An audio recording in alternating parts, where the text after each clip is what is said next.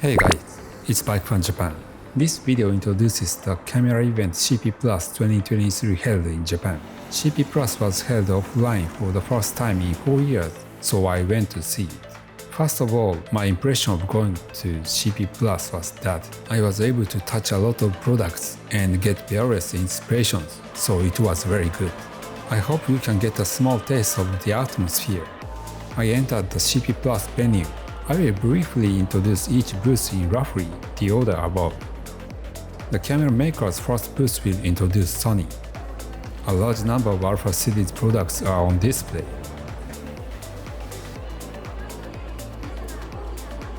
Compared to other booths, Sony's booth has relatively more female models.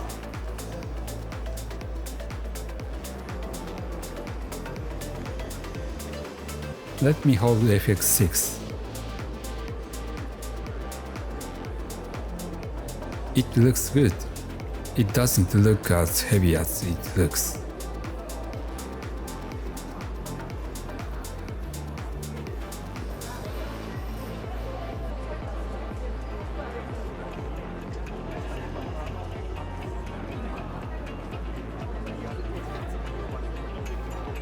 Hands-on corner of the cinema line. FR7. Canon booth. Water half pipe is built on BMX riders are running.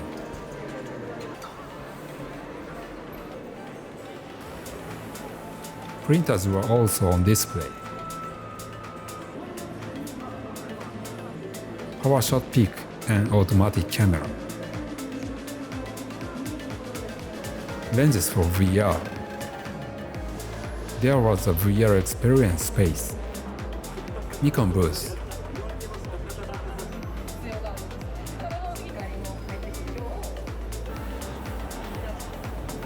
A configuration of rig for video recording was on display.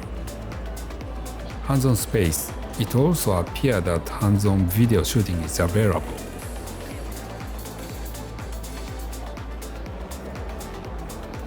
Fujifilm booth.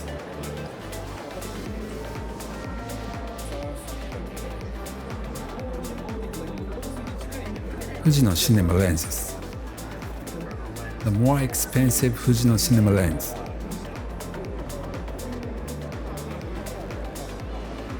LUMIX. Blogger was giving a presentation.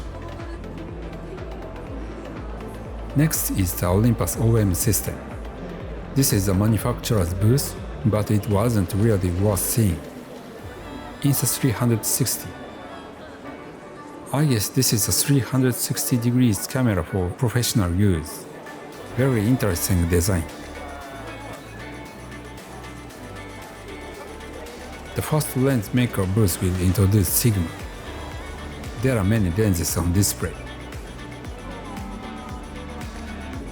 A photographer was making a presentation. A camera combined with a Sigma cinema lens was on display. Cool. This is a configuration that combines the Sigma FP and the cinema lens. Very compact. Unpainted lens not for sale. Huge 6600mm lenses. Next is Tamron. A huge monument was eye-catching. I will try to touch the camera that is on display. 300mm can zoom in quite a bit, so it seems like you can take fun pictures. Next is Cosina's booth. The metal texture is very beautiful.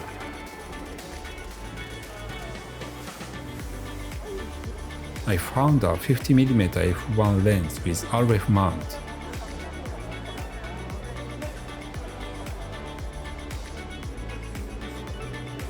I found FX3 to shoot from inside the showcase. Kenko Tokina. Tokina's cinema lenses are on display. Irix camera lenses. Samyang lenses are also on display.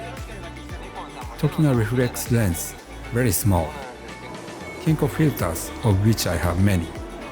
Black mist filters, which I hope to try someday. MOZA stabilizers. SIGHTRON booth. Many LAOWA lenses are on display.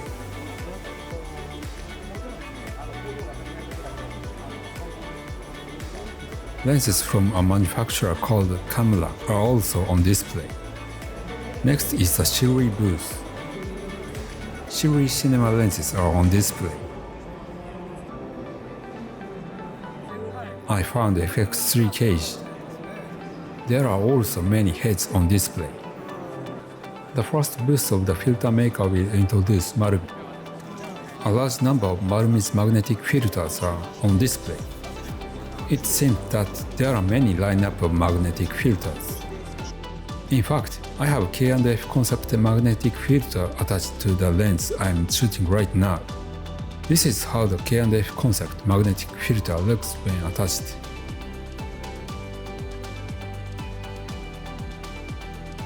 Let's see if marumi's magnetic filter can be attached to K&F concept's magnetic adapter.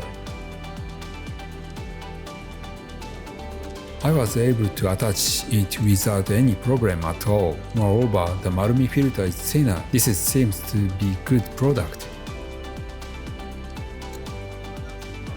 In addition, I tried the black mist filter. First, I tried the 1/8 black mist.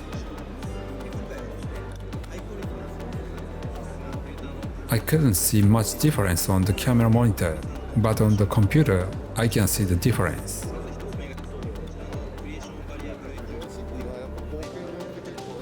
Next, I tried the 1/4 black mist filter. I could see the difference even through the camera monitor.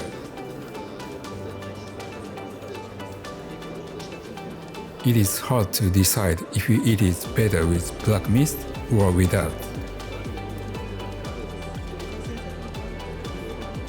Next is H&Y booth. I touched the revolving filter for the first time. I felt that I would need to use both hands to take them on and off, so they are not as quick to take on and off as I had expected. H&Y's magnetic filter system. I tried to see if H&Y's magnetic filter could be used with adapter ring of K&F Concept's magnetic filter attached to this lens, and it worked. H&Y's K series of rectangular filters. It seems that using a rectangular filter can suppress the sky's white pops in landscape photography, and thus produce a more beautiful photo. Next is the KANI filter booth. It was very crowded because it was possible to try the filter. Kase booth.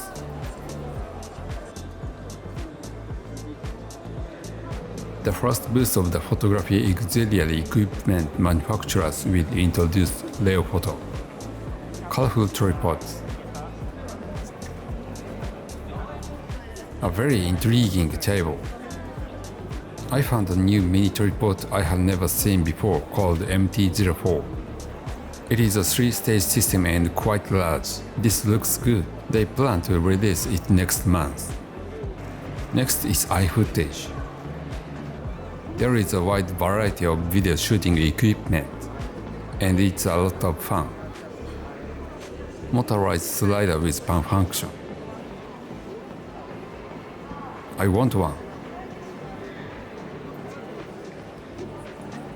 Mini crane. I want this too. It looks like Spider-Man. Vanlinks booth. Lots of NANLITE LED lights are on display. Samples of lighting setups are on display.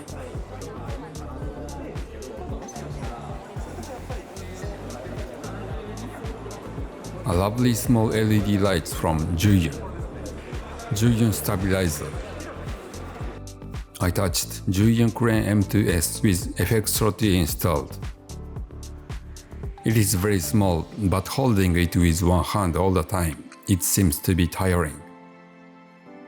So when I actually use it for shooting, I will probably hold it with both hands. Next is BiRod.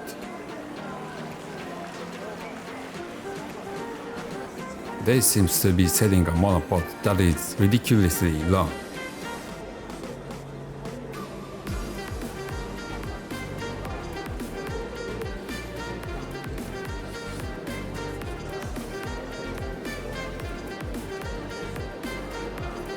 This is a 11.5 meters monopod. It's surprisingly light at 3.5 kilograms. Remote control unit. Next is photics. There are various light equipment. Nissin Digital. A very compact and uniquely shaped monoblock strobe. Next is Tascam. It is said to be able to record audio via digital transfer via Canon's multi-accessory chute. For Nikon's one appears to record via analog connection.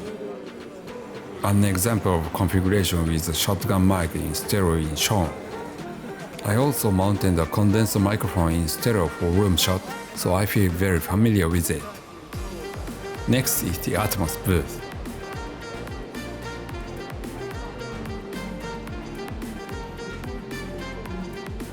Connection example between Atmos Ninja 5 and FX3.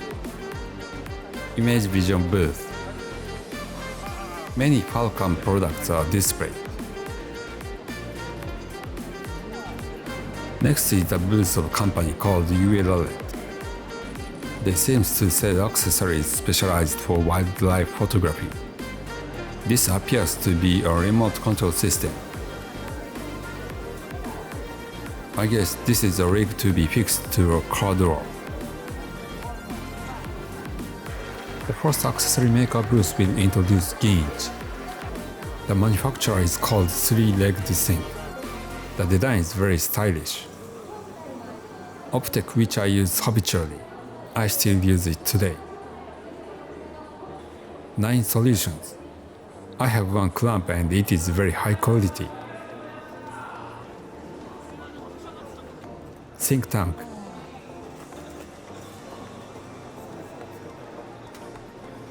Various photographic supplies. Road products are also on display. There is also a booth of Peak Design.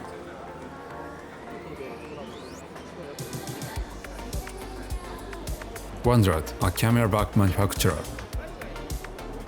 LightPix Labs, a lovely store. Next is Aitsumi booth.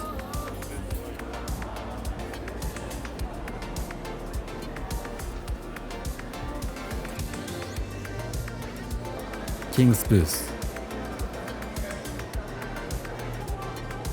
Escura Camera. I never knew there was a Hello Kitty film. I'm curious to see how it will look like when I use this film. This is a camera that does not require batteries. Digital accessory maker's first booth will introduce Loop Deck. Loop Deck products are lined up.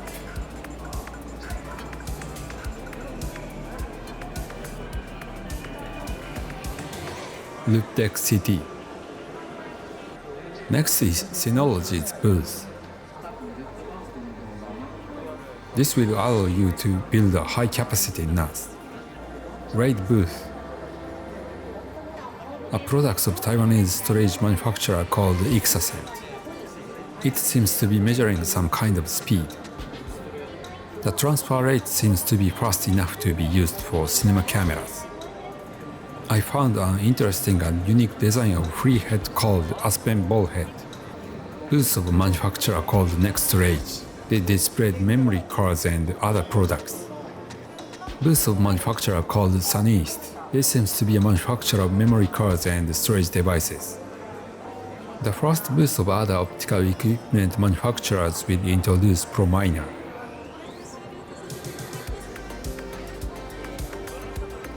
Kowa Optronics. Vixen booth. An example of using portable equatorial mount called Vixen Polarier U Star Tracker. Vixen Polarier U Star Tracker. A first booth of an optical inspection equipment manufacturer will introduce Tsubosaka Electric. They seem to be a company that sells camera-related measuring devices.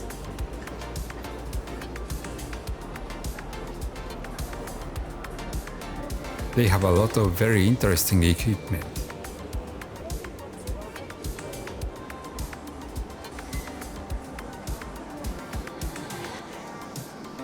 Next is Kyoritsu Electric.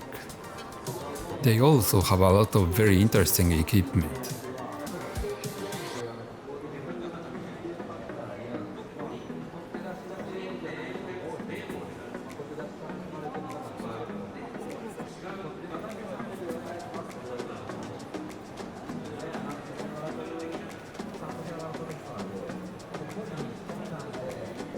Finally, there are some booths for seminars. A booth with a transparent room for stream. A booth for workshop. I spent about 4 hours checking out all the booths. Were there any booths or products that you were interested in? There were 4 products that caught my attention. The first was Marumi's black mist magnetic filter. The reason is that it can be attached directly to the K&F concept adapter ring that I am currently using. The Marumi website has an extensive lineup of magnetic filters, and it is clear that Marumi is serious about selling magnetic filters. The second product that caught my attention that was MT-04 from Leofoto. It does not appear to be on the market yet, but I was curious about it because the quality seems very high. However, it will probably be priced expensive, so I probably won't buy it. Third is the ZHIYUN gimbal. It was a little similar than I expected, so I thought it would be less bulky. However, I don't like to carry around a lot of luggage, so even if it were a small gimbal, I don't think I would take it out, so I will not buy it. The fourth is Sony's FX6, which is obviously over spec for me and too expensive to buy. However, this is the first time I have tested the built-in electronic variable ND filter on the FX6 and it works great. I hope that electronic variable ND will be ported to the FX3 and other cameras with smaller housing soon. It is already evening when I go outside. I headed for the nearest Minatomirai station.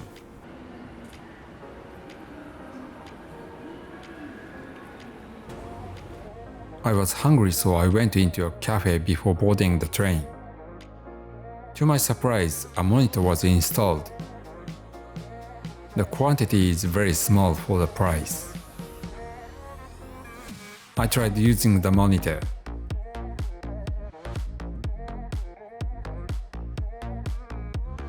Waiting for the train. I got hungry soon, so I ended up eating udon.